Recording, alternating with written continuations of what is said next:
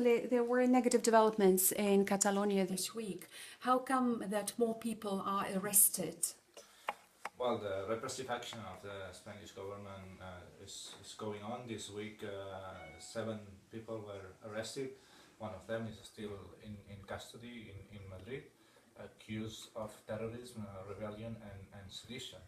This is an action against the so-called Committees for the Defense of the Republic, which is a civil society, grassroots, non-violent, civil resistance movement. And of course, these charges seem to me to be far too much.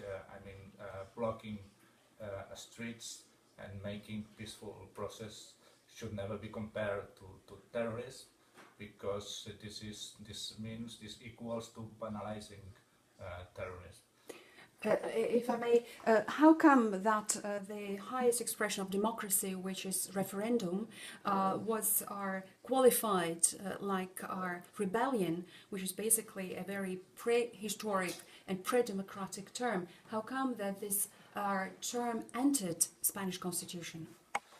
Well, this is mirroring a very weak concept of democracy and a low-quality democracy, because of course the will and the wish of the people to vote and those who organize a vote, a democratic vote, can never be considered as rebellious people, and the act of voting in a democracy should never be considered as something rebellious or seditious. This is something from the past, from another century. So to me it shows a weak concept and a low quality democracy.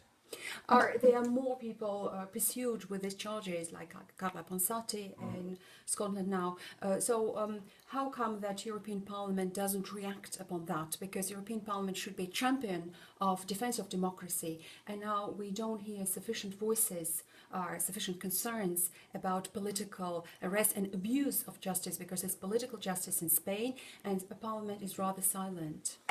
It's true that there are still few voices speaking out on what is happening in Catalonia, which is also a European issue, and this should be of concern for every democrat indeed in the world, not only in Europe. We have some support. Some MEPs are committed to defending democracy and fundamental rights for Catalonia and everywhere. That's why we created a platform that we call EU-Catalonia platform dialogue, to foster a political way out, a political solution to this conflict. We are convinced that judges, police and repression will never make this situation go away and vanish. Rather, the contrary is true. But it's also true that we need more voices in the Parliament, which is the institution that reflects the democracy in Europe, to speak out and to criticize what's going on in Spain and the attitude of one member state, which collides clearly with fundamental European values. Are some of voices who are shocked by political arrest in Catalonia said that it's to detriment of Europe, and that very few people would really go and vote for Europe that practices political justice. So do you think that a president of the parliament should say his word? Because we have been waiting for a very long time, him taking a position. When it comes to democracy, to the defense of democracy and of fundamental rights enshrined in the European treaties, I think the leaders of every EU institution, not only the Parliament, should come and speak out in favor of these values. The reality is the contrary.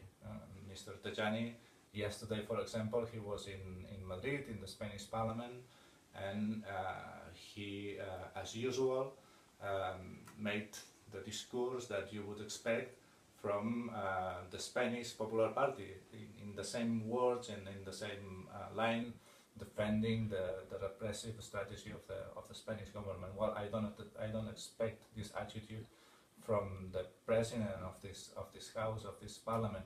At least what I would expect at least would be institutional neutrality from the speaker of the parliament, and even better if he could speak out in favor of fundamental rights. But we deplore this attitude of siding 100% with Rajoy's government. Carlos Puigdemont still offers, when he left the prison, German prison this time, he offered the dialogue again. Do you think that is realistic? Because as far as I understand now, there is a huge campaign for family politics. So is there this space within family politics, EPP party, for real, genuine dialogue between Catalonia, Barcelona and Madrid? Not at this time, regretfully. Mr. Puigdemont is offering dialogue, but not now. This is nothing new. We've been offering that dialogue for the last years, and the only response we got from Madrid is we will never dialogue with those that want to organize a self-determination act, which was the referendum on October the 1st.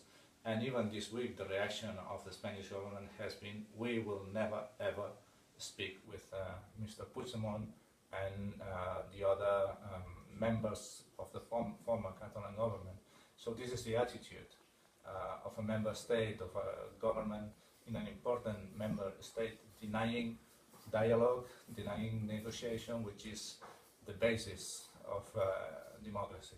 How explain that in the European Union there are countries that are entitled to one referendum, some countries even have two referendums on the same subject, and some people like Catalans, they have no right even to one referendum. How do you explain these inequalities within the European Union? Probably because of different political cultures. Some democracies are deeply rooted in some countries, whereas in other countries democracy is something newer, more recent, and I think some political cultures are still too nationalistic in the bad sense of the word, and they still think of the nation and of the state in a 19th century way. But I think that Europe should have common standards also in this matter. We should agree over how to deal with self-determination, with democratic expressions of self-determination, and with the will of the people to decide over their future. There are no common standards, and we need them. Do we as citizens, how should we perceive this political culture in Spain? Is it as much exemption as bullfighting? Is it a Spanish exemption for politics? Well, I would say I would rather locate the problem not on the Spanish society as a whole, because the Spanish society, as every society, is a very diverse one, but on the institutional level, on the leaders level. There is a huge problem within the institutions of the Spanish state. Now we see how the transition towards democracy 40 years ago wasn't a complete transition, in the sense that in the very structures of the state still remain people and attitudes too much related to authoritarianism, to a very, very weak political culture. So it's more a problem, it's rather a problem of institutions and leaderships in these institutions than, I would say, a global general problem of specific individuals in Spain. I mean, we don't blame the Spanish society for what is happening. We blame politicians and we blame institutions.